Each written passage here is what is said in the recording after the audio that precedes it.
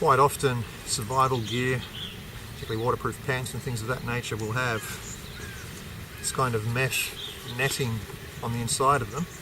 That'll come in really handy if you want to make a net. It's porous obviously, so when you put it through the water it'll go through with the flow and it won't get held back with too much weight of the water in it.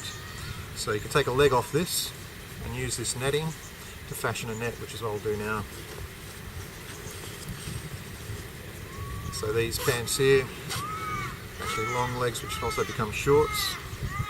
So that works out quite nicely. You can still keep the pants, but actually sacrifice the leg to make a net. So what I'll do is just cut the netting away from one end and tie it off at the other end, get some branches, fashion a cage around it. That way it'll hold open when I put it in the water, and you can just filter it through the water and try and catch some fish. So we'll give it a go. Okay, so I'm just using my trusty multi-tool here. You get in close to the seam and you work your way around the leg. Probably take a little while to get around, but you'll get there eventually. You only do it at one end, of course. So I'll just keep working my way around this and I'll come back to you in a moment. So what I've done now is I've separated the mesh from the actual legging of the waterproof pant. So now I just have to push that through.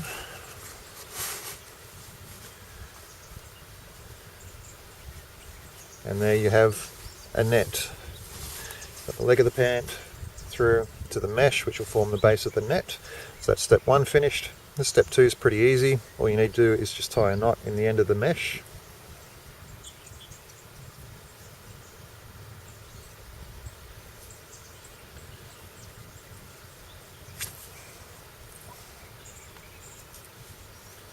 Yeah, make it fairly tight. You don't want anything coming through the end. Okay, that's step two, pretty easy. Got the knot in the mesh, so there's your net. You can even use the legging as part of the netting if you want. But what I want to do now is try to work some wood through it, so it keeps the net open and makes it a bit easier to run through the water if you're going to catch fish or tadpoles in some shallow water. So I'll do that bit now. Okay, so now I've got my netting. I want to basically work a branch through and try to get a round net kind of shape. So I've had a look at some flexible branches here. This one's really good. I'll be able to weave that through the mesh and end up with a frame in a circular fashion. So that way I'll be able to work that through the water and with any luck catch some fish. As you work the wood through, you're going to actually have to cut some extra notches in the top here. And just make it big enough for the branch to fit through. So you're going to weave that in and out just like you're sewing. I've already got a few tears here from wear and tear, so they'll work in nicely.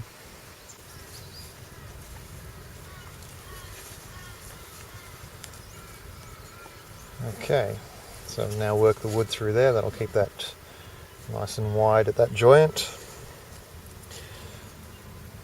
What I actually want to do now is make some sort of handle so I can glide that through the water.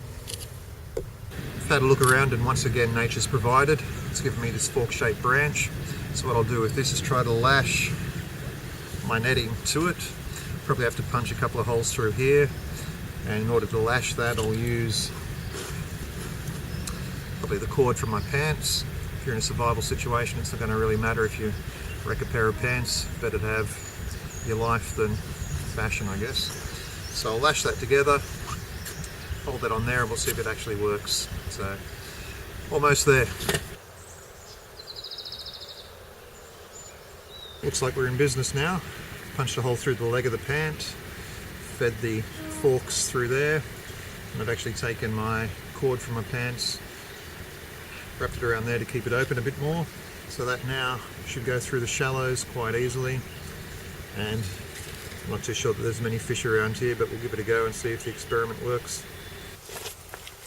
So armed with my netting, I set out on a search for what turned out to be some all-elusive fish.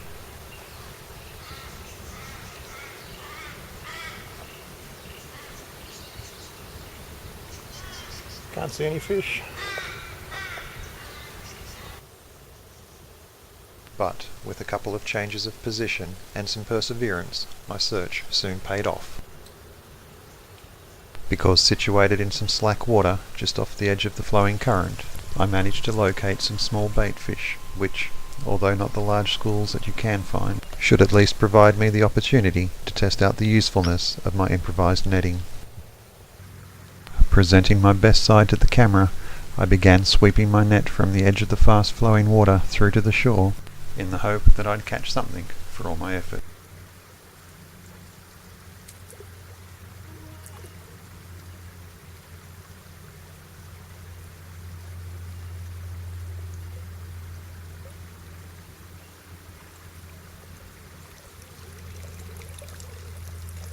Just done a couple of sweeps through the river with the net to see if we've caught anything. We probably haven't, because there's not a lot of action around here at all. Normally there's a few larger schools of fish around in the shallows, but at this time of year it's really not much happening, but we'll have a look. You never know your luck. And with what amounted to the expectation of a kid at Christmas, I began searching through my net for any sign of some fish. And on this occasion I wasn't to be disappointed, with one fish being caught after just 2 sweeps of my net through the water. Unfortunately, on this day, the absence of any large schools of bait fish would make it difficult to feed yourself, let alone your family. It did nevertheless show that improvisation, in the absence of any orthodox fishing tackle, can still allow you to catch fish.